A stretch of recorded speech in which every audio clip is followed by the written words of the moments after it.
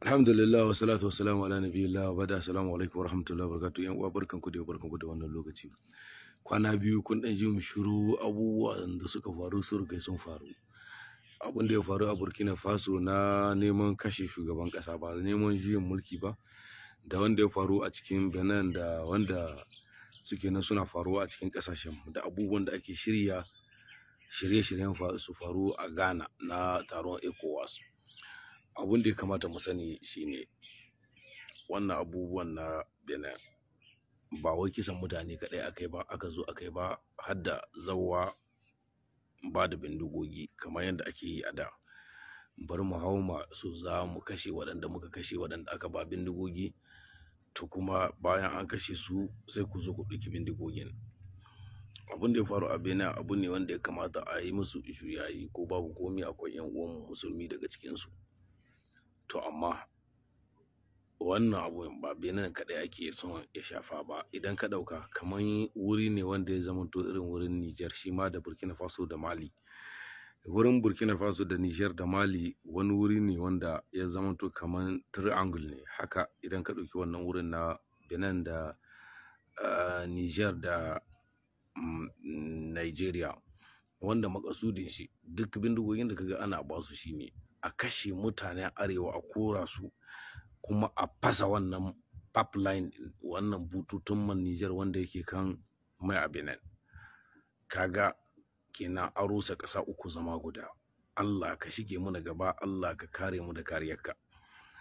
Dole mutanenmu na arewacin Najeriya da mutanen Benin su tashi su kan makansu. Assalamu alaikum. Assalamu alaikum warahmatullah. Afirkawa da cin mutuncin shugabanninsu. Kun san da cewa Pope Francis, Papa Roma, ƙarshen mutumin da ya haɗu da shi shine Vice President kin ƙasar Amurka, mataimakin Donald Trump. Yana haɗuwa da Pope da 'yan awoyi Pope ya mutu, Pope Francis. To wata shahararra 'yar Cameroon, activist ce kuma entrepreneur, sai ta rubuta bisa Twitter, bisa X, ta ce wai Vice President kin America da Allah yaushe zai zo musu visit a Cameroon, za su yi amfani shi ma da barkan da Allah ya bashi ya zo ya gani wani babba a cikin Cameroon. Wa take nihi a cikin Cameroon wanda ya kamata Vice President kin America ya zo ya gan shi, dan shi ma bayan wasu awoyi ya mutu. Wannan amsa ku kuka santa. Su dai 'yan Cameroon yanzu suna kiran Vice President ya zo dan shi ma ya haɗu da wani ya mutu. Anyway, Burkina Faso sun hiddo ƙarin bayani na abin da ya faru da aka nema a juye da Captain Ibrahim Traore. Sun hiddo duka plankin da aka yi, ya suka yi suka kashe plankin, kuma da mutanen da aka kama, wasu a ciki wasu kuma ana neman su. Sai mu haɗu da ku insha Allah da ƙarin bayani dalla-dalla na bisa wannan juyin mulki na Burkina Faso.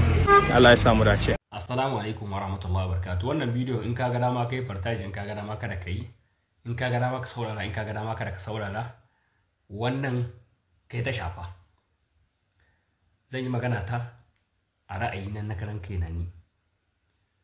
Yau mu 'yan Niger deja a social media a riga an gane mu. Abin da mun kai kabna, abin da zai sa mu nutsu mu saurara abubuwa ne kamar haka.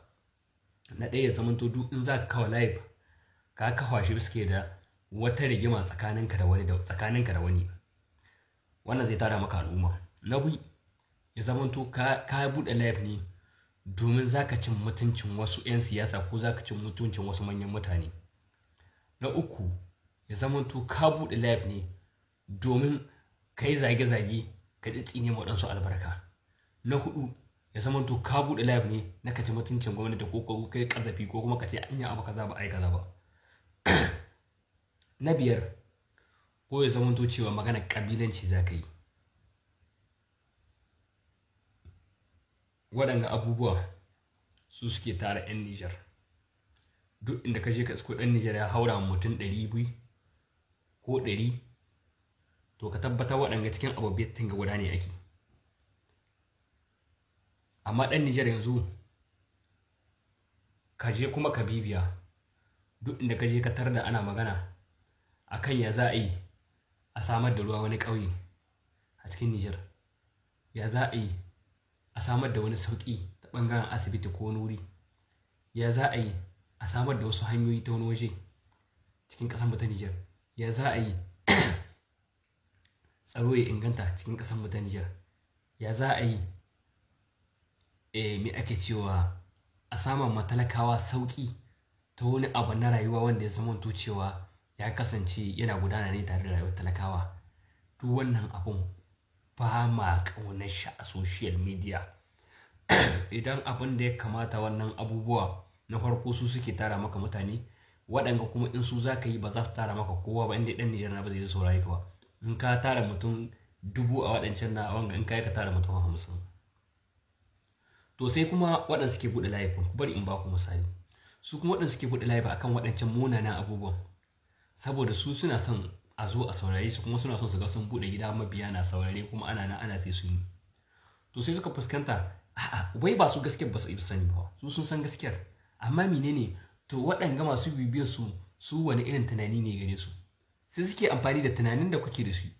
Kariba ko ku yi lissahi, in kana TikTok ko kana Facebook ko kana YouTube, duka suna amfani da memorin ka ne, suna amfani da kwakwalwarka ne, me take amfani da shi, abin da kake so shi suke baka. Idan ka kasance kai ma abuci sauraron waƙoƙi ne, to waƙoƙin kawai za a dinga baka. Idan fim ma haka, idan box kake kallo shaka, idan cartoon kake kallo haka za a baka shi. Kai duk abin da kake kallo, wa'azi kake kallo, yawanci za ka ga wa'azuka ake watsu maka. To dan haka idan su kuma waɗanga masu buɗe live na tashi hankali ake yi, kullum ana ta rigima, kullum ana ta zage-zage, sun fuskanci kwakwalwar ɗan Nijar akan social media ga in ka isko mun taru, to abin da kwakwalwar mu ta taruwa mu tsaya mu saurara shine waɗannan abubuwa guda biyar da na zaron gudu farko. Su suke tara mu, su suke tsaya mu tsaya wuri guda tsaf, mu yi taruru muna doko mu. Amma da za a buɗe gida dan ai magana akan wani matsala da talaka suke ciki sai ta ciki, nan za ka ma sai ka koma kai kake tura kira ka ɗauko mutum ma baya hawa ko wanda a cike sauka, saboda tunaninmu ba wannan ba akan wannan yake ba. Yanzu magana ga ta nan, ku je ku duba kwanan ga hobe ne, ƙura ta tashi, ana ta kace kafan zagogi, kowa ya ɗauki menene, ya ɗauki wani abu ya sa a ƙwaƙwalwar shi wanda bai kai shi ko ina, wanda ba zai taimake shi ba yau balle gobe. Na rantsi da Allah, wanda yake ne yana tashin hankalin ga akan wani an sa wani yare ko an yi kaza, wallahi ka tika bakan ka lafiya. Magana akan yare da an kasa abu ne wanda kai kanka ga da za a ɗauke ka a ce kai wani ka zaɓo shi za ka yi haka za ka yi. Yau turanci faransai da ake an ɗauki kwanaki an ɗauki shekaru da shekaru ana faransai Nijar, ba ku taɓa damuwa ba, hankalinku bai taɓa tashi ba, ba ku taɓa tada jijiyoyin wuya ba. Amma da shi ɗan Nijar baya son a ce abu na shi ne, da an ce abu na shi ne to shi kenan baya ƙaunar shi. Yanzu da za ka ɗauki wannan ka ce Nijar ake yin shi, ba za su ƙaunace shi ba. Duk abin da za a yi a Nijar, in dai aka ce maka naku ne, to sai kaga baya da wani fa'ida, baya da wani inganci. Shekaru da shekaru ana magana da Faransai. A Faransan da ake magana kuma duka masu kusurutun ga idan za a tara mazagidan ku mutum in sun kai mutum 100, in aka tara su da wuya a samu mutum 10 masu jin Faransan kwarai, amma ka amince a yi Faransan. Amma yaran Hausa kuma idan aka je aka riba cikin gidanku, cikin mutum 10 mutum 9 suna ji, amma kuma baka amince a sa wannan ba. Saboda me? Saboda shi wannan ai cikin kasar nan yake, kai kuma a wurin ka da abada a cikin kasar nan bai da kima. In dai kuma yana da kima to ya zama ture kai sai da dauke naka ko da gani kai naka kake so, tunda cikin kasar ne kai, ba a cikin kasar ce za a yi abu to ga da doko naka nan kuma ta kai baka ma amfani da shi. Ana social media ga da kake kana surutu, yaran nan da aka dauka ma da shi kake amfani. Duk inda kake kana wata rayuwar ta da yaran ne da kana kishi kake amfani. To ina zamu ka ce kuma wai mutum ya san abin da yake yi a social media? Ba mu sani ba, kuma Allah samu dace.